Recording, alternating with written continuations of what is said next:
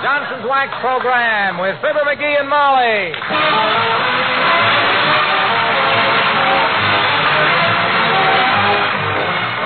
The makers of Johnson's Wax and Johnson's Self-Polishing Glow Coat present Fibber McGee and Molly with Bill Thompson, Gail Gordon, Arthur Q. Bryan, and me, Harlow Wilcox.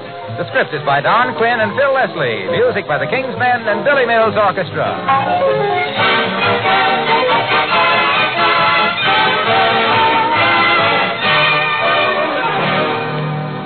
You'll see something new in your kitchen. Polishing floor wax. Glow Coat's got a glow that's brighter, far brighter than before. And you'll double your pleasure when it brings new zest and sparkle to the whole room. Because there's a new glow in this self-polishing floor wax. Glow Coat's got a glow that's brighter, far brighter than before. And you'll double your pleasure when you use it because Johnson's Glow Coat shines itself. That's right. Goes right ahead and produces its own brilliant luster without any help from you. Just pour a little Glow Coat on your linoleum, spread it out, let it dry. That's all you do to get a gleaming finish in 20 minutes. And that Glow Coat finish is more than beautiful to look at. It protects your linoleum against dirt and spill things. Easy to clean, too. A few seconds with a damp cloth is all it takes to whisk away soil spots. Tomorrow, get Johnson's Self-Polishing Glow Coat. Enjoy a new glow in your kitchen, a finish that's brighter, far brighter than before. Your dealer has Glow Coat with the new glow in the same familiar red and yellow container.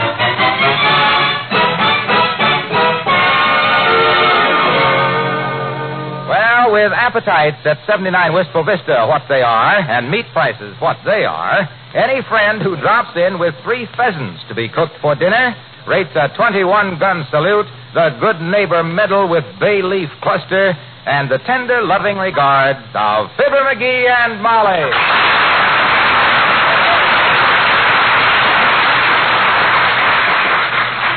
You mean these beautiful pheasants are for us, Dr. Gamble? On one condition, my dear, that you have them for dinner tonight and invite me. Well, Docky, for once in your life, you're as welcome as 4 choruses of a tree in the meadow to a lonesome Airedale. Well, thank you. Molly, is it a deal? Doctor, it is that. Have you any suggestions about the menu? I got a suggestion. So have I. First, what's your suggestion, Doctor? My suggestion is that we ignore any suggestion coming from McGee. When it comes to food, he has the delicate taste of a starving cobra and worse manners. Is that so? Yes. Well, the way you tear into a Caesar salad would explain the fall of Rome to anybody. You don't say. At least I don't dunk my crumpets with so much vigor that the waitresses have to wear ponchos. Oh, yeah, well, look, Body Whittler. If my wife Molly ever heard you coming ashore through a bowl of oyster stew... Now, boys. For goodness sake, stop it. McGee, is that any way to talk to Dr. Gamble, who just brought us these beautiful pheasants for dinner? No. And I'm sorry, Doctor. I do appreciate you bringing us these beautiful pheasants. Well, thank you. That's better. I want you to know that my appreciation knows no bounds. And I also want to know where you shot these birds and when and why you didn't have the decency to invite me along. Or were you afraid I'd get all the birds, which I would have. Oh, now, McGee. Well, frankly, I didn't shoot these birds. Oh, no? I suppose you slipped out of your arch supports and ran them down. Or are those reports true, Doc, that you've been seen hanging around the zoo on dark nights with an empty sack? McGee, maybe the doctor got these birds quite innocently. Maybe they flew right through his windshield or something. Well, just to clear up what was no mystery in the beginning, these pheasants were sent to me by some friends up in Woonsocket, South Dakota. Oh. Alf and Ida Feisner. Gesundheit. Thank you. Alf and Ida Feisner are the people I used to hunt with in South Dakota. Oh, Alf and Ida. Yeah, I couldn't get up there this year, so they sent me these pheasants. Well, I'll bet they're glad you couldn't get up there this year, Triggerfinger. You ought to see him shoot, Molly. He couldn't hit a hamstrung heifer with a hat full of hay. Well, look who's pointing. Yeah. You know why I don't go hunting with you, small bore. I don't trust you behind me with a loaded gun. And when I'm behind you with a loaded gun, I don't trust myself. See you at 7, kid. So long.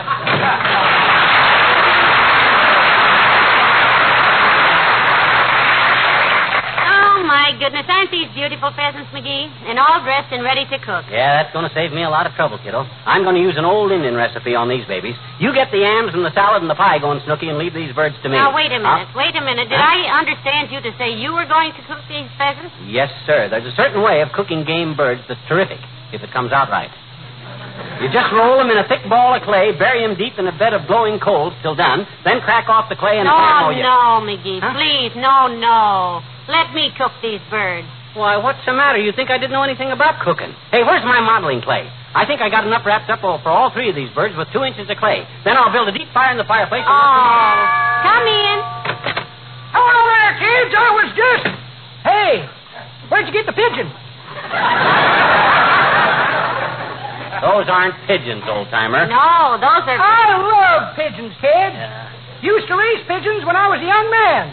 Never could beat 'em, though. Flew too fast. I remember I had me a homing pigeon once. He'd find his way home from any place. Ever know why all pigeons have red rims around their eyes, kids? It's from trying to read roadsides from 3,000 feet up. Trying to read roadsides from 3,000 feet up. Well, sir. Hey, listen.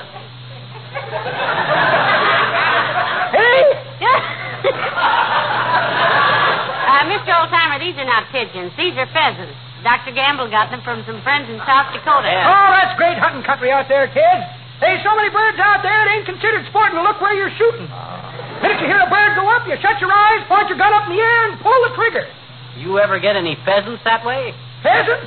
Johnny, one day out there, I got 7 pheasants, 2 ducks, 4 quail, and a piper cub. Well, of course, I'm just an amateur, but I have a theory that it's better to shoot with your eyes open. Well, I think so, too. Of course, I've done a lot of trap shooting, and You've done a lot of it. Why, kids, when I was in the CBs, we used to rig us up a blanket on a bunk every night, turn on some flashlights, and shoot traps till daylight. I made 16 passes one night. I was talking about trap shooting, not trap shooting. Although you can get hurt either way if you don't know they're loaded.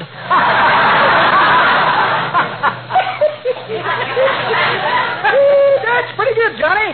But that ain't the way I heard it. The way I heard it, one feller says, tell the feller, he says, I hear the beauty parlor gave your wife a mud pack for her complexion. Did it do her any good? Great, says t'other feller. She looks so much better, I hate to see her take it off. Come on, kid.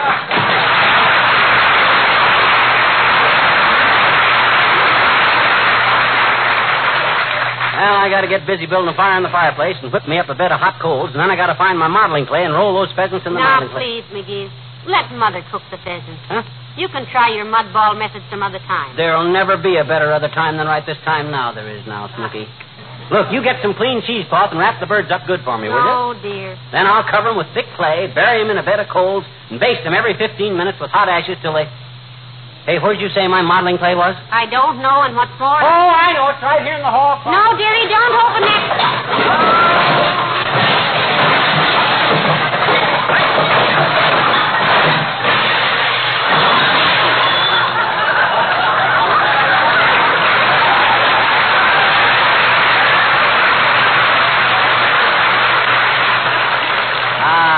Here we are, my old modeling clay.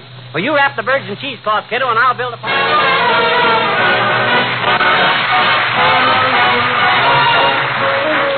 Billy Mills and the orchestra, and every day I love you a little bit more.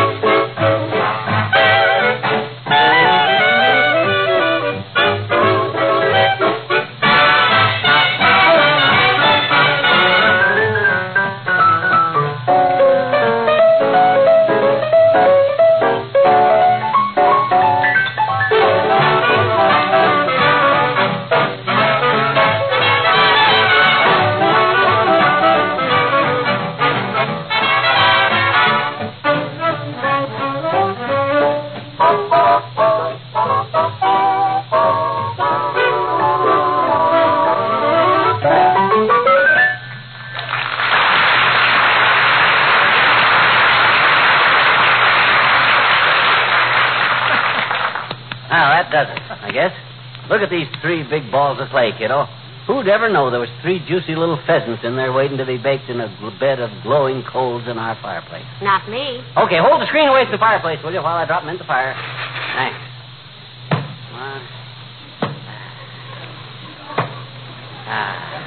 There we are. There. Now just watch those babies roast. You watch them, dearie. I've got to go get my pie started. Okay, kiddo. Ah, there goes a good kid. She doesn't think I know what I'm doing, roasting these pheasants in balls of clay. And she's so right.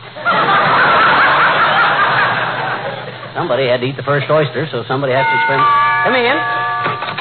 Hi, mister. Oh, hi, sis. What you doing, mister? What you doing? Whatcha? I'm roasting some pheasants, Teeny. You know what pheasants are. Sure I do, I betcha. Our teacher told us all about the pheasants in history class. She did, eh? Yeah, she said, I said she did, eh? Who? Your teacher. Did what? Told you all about them. About what? Pheasants. Where? In your history class. I know it.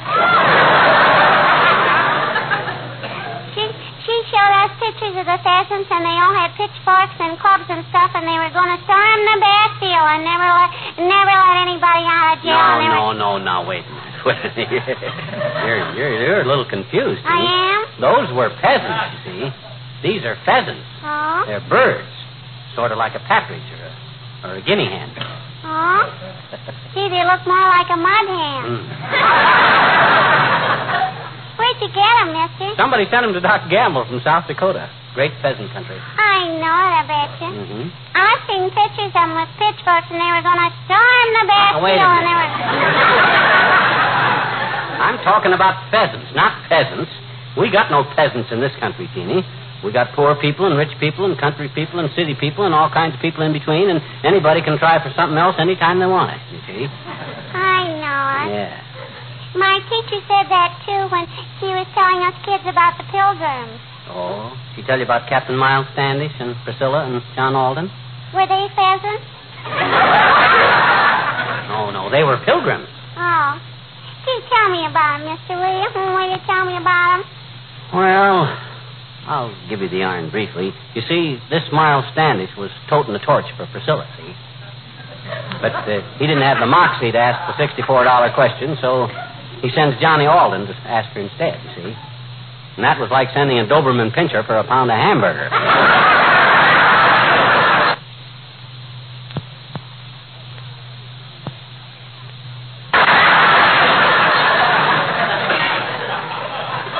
Because the minute Priscilla sees John, she blows her hairnet.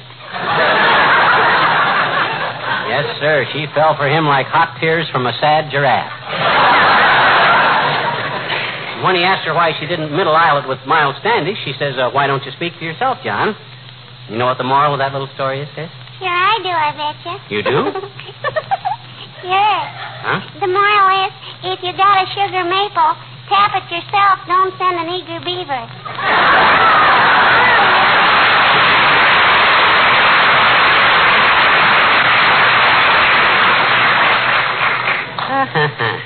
Precocious child. Hey, Molly, got your lemon pie all made? Everything's under control, dearie. How are the mud balls doing? Just look at them. Snug as 3 thugs in the jug. That's one of the best things about this method of cooking. You don't have to keep prodding and poking at them. Just put them in the hot coals and let nature do the rest. Hand me that poker, will you? I'll nudge him around a little. Here you are. Thanks. Get a whiff of that. I still think that's an odd way to cook wild fowl. Just what is the advantage over the old-fashioned electric oven? Why, this method of cooking was invented by the Osage Indians, my dear. It was? And where are the Osage Indians today, you ask? Well, I reply with some dignity, they're sitting out there in Oklahoma getting filthy rich off of their oil wells. And how did they discover those oil wells? Oh. By digging for clay to cook with.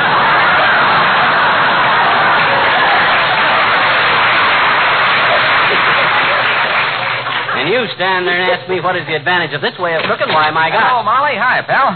What's cooking? Just take a look and the fireplace, Mr. Wilcox. See the flames lapping around those three big lumps, Junior? Oh, roasting some grapefruit, are you, pal? That's just his way of cooking pheasants, Mr. Wilcox. An old Indian method, Junior. You wrap the birds in clay and put them in a bed of glowing coals, you see, and then you put them... Hey, those coals really glow, too, don't they, pal? Uh-oh, here it comes.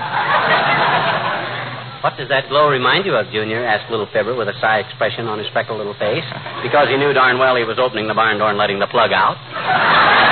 Well, I was just reminded of the beautiful new glow in Glow Coat. Yeah. Johnson's self-polishing Glow Coat, the polish that shines as it dries and gives so much added luster to even worn and shabby-looking linoleum. See what I mean? That same familiar red and yellow Glow Coat container has a brand new glow inside these days, a glow that adds years to the life of your linoleum. Hey, And brings... hey, Waxy. Yes, pal. How about dinner tonight? Where are you eating? Yes, can't you stay and have dinner with us, Mr. Wilcox? Dr. Gamble's coming. They're his pheasants. Sure, Junior. There'll be plenty to go around if we all eat lightly. No thanks. I'd like to, but I'm allergic to feathers. Pheasant feathers? No, horse feathers. Horse feathers? I couldn't sit through a whole dinner listening to Fibber and Doc lying about their hunting. Thanks anyway. So long now. All right. Who lies about who's hunting? My gosh, just because Doc Gamble is inclined to prefabricate a little is no sign that I... Inclined to what? Prefabricate. Tell falsehoods. Lie. Fib. The word is prevaricate, dearie. Huh? I thought prevaricate meant to rub out, eliminate. Like when they drop a bomb on something, it's completely prevaricated. No, that's eradicated. It is? You sure that don't mean piling up something in front of you? Like when the posse come after Uncle Sycamore and he eradicated himself behind the stable door till they got him through the window with tear gas and they felt so bad when they seen him weeping that they took up a collection to pay for the horse he stole. No, sweetheart, that's barricaded. Well, I must be completely confused. What did I say wrong in the first Well, place? you said the doctor was inclined to prefabricate. Prefabricated means made up beforehand. Exactly. He comes to dinner with all his yarns prefabricated, and I got to sit here and make mine up as I go along. That's what I mean by... Come in. Oh, for goodness sakes, McGee, it's his honor the mayor. Come in, Mr. Mayor. Thank you, my dear. Hello, McGee. Hi, Latrip, old man. Oh, a pretty sharp wind outside. Goes through you like a monkey through a trapeze. Yeah. Mind if I hug the fire a little? Pray do, Mr. Mayor.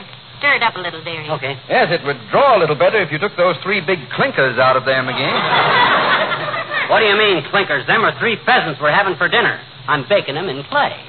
Where did you ever get such a silly idea as this, anyhow, McGee? I read it in a book once. The name of it was Fred Fearless, the fortune teller, burned at the stake by Apaches. Or Medium and Charred. It was a dime novel. You were overcharged. Didn't you ever read dime novels as a boy, Mr. Mayor? Oh, yes. I was always a great reader. Always had my nose in a book. Nearsighted, eh? I beg your pardon? I notice you don't wear glasses now, though, Mr. Mayor. How'd you strengthen your eyes so much? Optical exercises, huh? I'm sorry. I don't know what you're talking about. Always having your nose in a book, Latrip. I've seen guys that had to read with a book held clear out to here, but to have your nose actually clear down on the page... Maybe he just likes the smell of printer's ink, McGee. Well, that's... Oh, stop it. You're deliberately misconstating my scruple. Huh? I mean, I use a perfectly simple phrase. Familiar to anybody. You always do this to me. Now, Every please, time Mr. Mayor, You- boys, here, let's keep our voices down. Heavenly days, can't we have a friendly literary discussion without flying off the handle? Sure, take it easy, boy. Take it easy. My gosh, if you want to keep your nose in a book and take a chance on getting it caught in the binding, that's your own business. You're Snozzola, kid. We just thought of... I tell you, I do not breed rooks. Huh? I read books. No. With my bind caught in a bearing, buried in a booking, I merely made a simple thumb. No. A simple Timothy. No. When I said my bear was totted, my book was nosed. No. You were the one who said my book was nosed. My nose was booked. I didn't mean you. You were trying to make... I wasn't... You wasn't... I wasn't...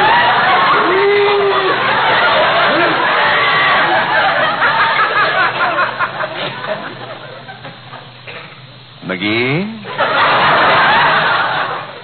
Yes? Next time you go hunting, stop by the city hall. I have a present for you.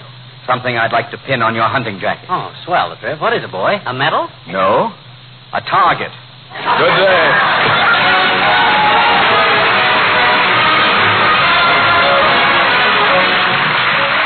King's Men, and I've got 160 acres. Oh, where the mountains rise up to meet the sky, there's a spot that is all my own. I wouldn't trade it for a world of gold.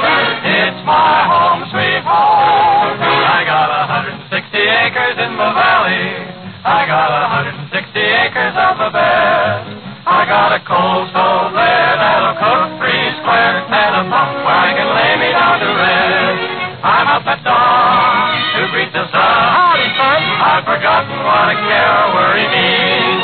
I head for home when day is done, and the pocket money jingling in my jeans. What money? I got 160 acres full of sunshine. I got 160 million stars above. I got an old paid horse. I'm the guy who's boss on the 160 acres that I love. And I'm gonna do some living out here where the West is always given. Living at its best where a man's got time to take a look around. That's why I'm so happy that I found my 160 acres next to heaven. There's 160 reasons to be glad. Got a lazy stream and some time to dream. And I want to tell you, brother, that ain't bad. I'm up at dawn to meet the sun. I forget to have a worry or a care. And every night when day is done, I'm richer than the richest millionaire. I got 160 acres full of sunshine. I got 160 million stars above. I got an old plain house. I'm the guy who's boss on 160 acres that I love.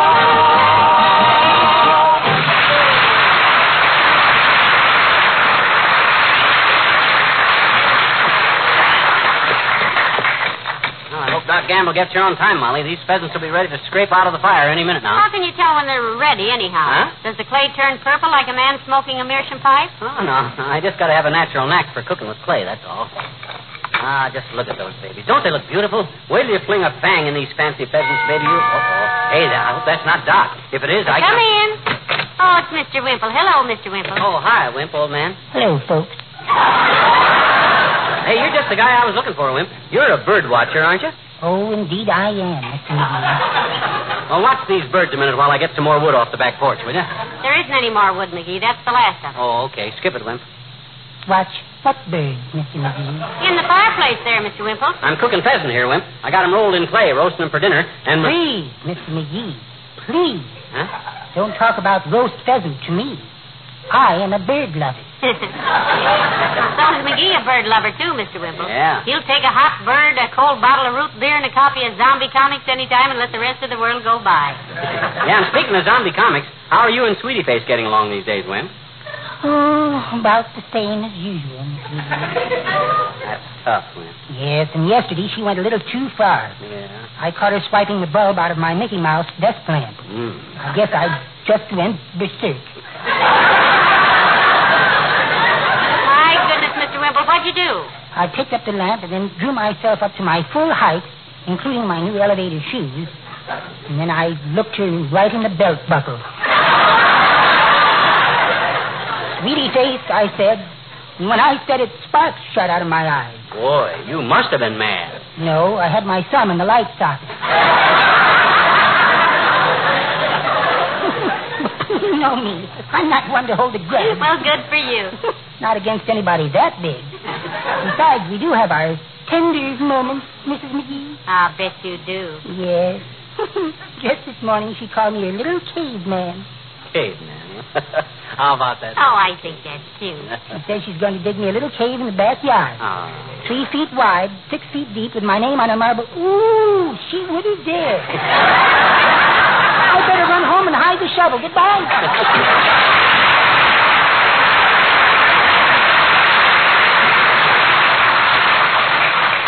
Speaking of shovels, hand me the coal scoop, Molly. These pheasants are ready to go. I'll take them out to the kitchen sink and bust them open out Cold there. shovel is right there, dearie. Help yourself. Oh, thanks.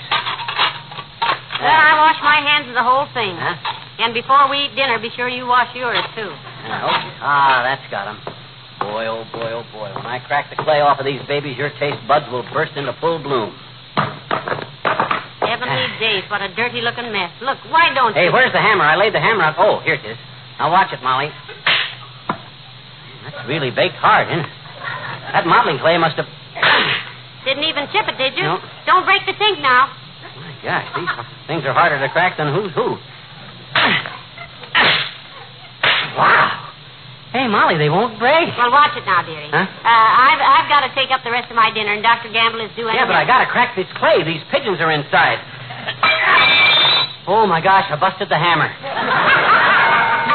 Oh, that's Doc. Help me bust this clay, Molly. That's Doc. He'll murder me if I can't get these pheasants out of here.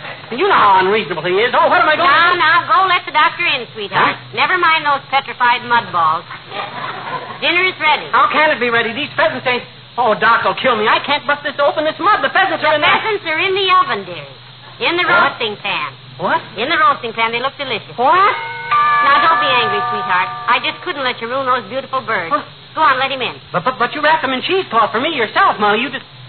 Hey, what did you wrap in that cloth you give me? Those 3 old basketball shoes I've been trying to get you to... Oh, my gosh. Are you washed up, dearie? Yeah, as a cook, I guess I am. Come in, Doctor.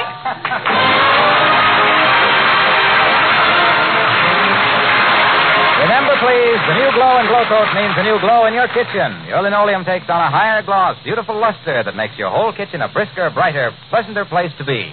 And Johnson's self-polishing floor wax, this Glow Coat with the new glow, is as easy as ever to use. Spread it on your linoleum, then just walk away and do something else. Glow Coat does the rest for you. It produces its own brilliant finish without any polishing or rubbing. It's a finish, by the way, that's tough. It resists dirt, dust, and still things.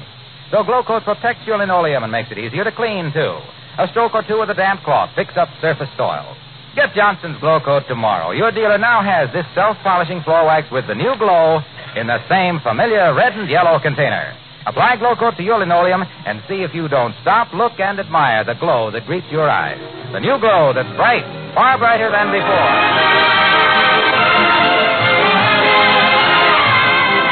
Boy, I thought Doc Gamble would never go home, Molly. He seemed to enjoy himself, though, didn't he? Well, he should have enjoyed himself the way he shoveled in that pheasant.